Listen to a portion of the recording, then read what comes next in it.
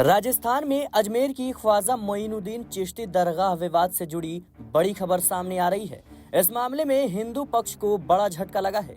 अजमेर की दरगाह को भगवान शिव का मंदिर बताए जाने के दावे को लेकर दाखिल किए गए मुकदमे में आज 19 अप्रैल को सुनवाई हुई।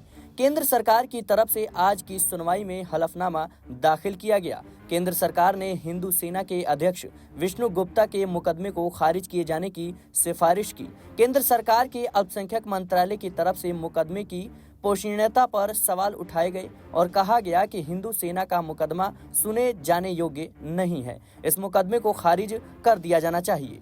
केंद्र सरकार की इस सिफारिश से हिंदू पक्ष को बड़ा झटका लगा है। अल्पसंख्यक मंत्रालय की सिफारिश की वजह से अदालत ने आज की सुनवाई स्थगित कर दी। अजमेर की जिला अदालत इस मामले में अब 31 मई को सुनवाई करेगी। मंत्रालय के जवाब में कहा गया है कि हिंदू सेना के मुकदमे में कोई आवश्यक स्थिति होने का आधार नहीं दिया गया है। इसके साथ ही भारत संघ को भी पक्षकार नहीं बनाया गया है। अंग्रेजी में दाखिल किए गए मुकदमे का हिंदी अनुवाद भी ठीक से नहीं किया गया है। अंग्रेजी में दाखिल मुकदमे और उसके अनुवाद में फर्क है। 27 नवंबर 2024 को हुई सुनवाई में पारित आदेश में विपक्षी पार्टियों को सुनवाई का मौका भी नहीं दिया गया। ऐसे में इस मुकदमे को खारिज कर उसे वापस लौटा देना चाहिए।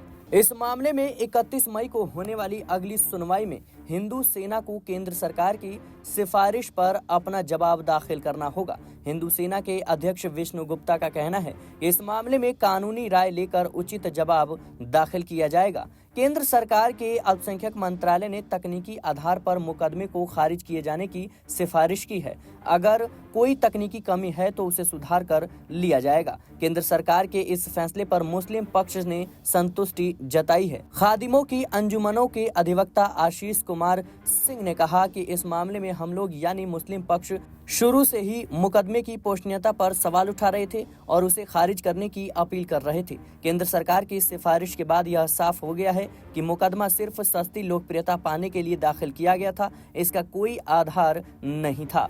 इसके जरिए आपसी सौहार्द बिगाड़ने की कोशिश की गई थी। मुस्लिम पक्ष ने केंद्र सरकार के इस कदम का स्वागत किया है और मुकदमे को खारिज किए जाने की मांग को दोहराया है। फिलहाल के लिए इस रिपोर्ट में इतना ही। देश और दुनिया की तमाम खबरों के लिए बने रहने नेक्स्ट 9 न्यूज के साथ।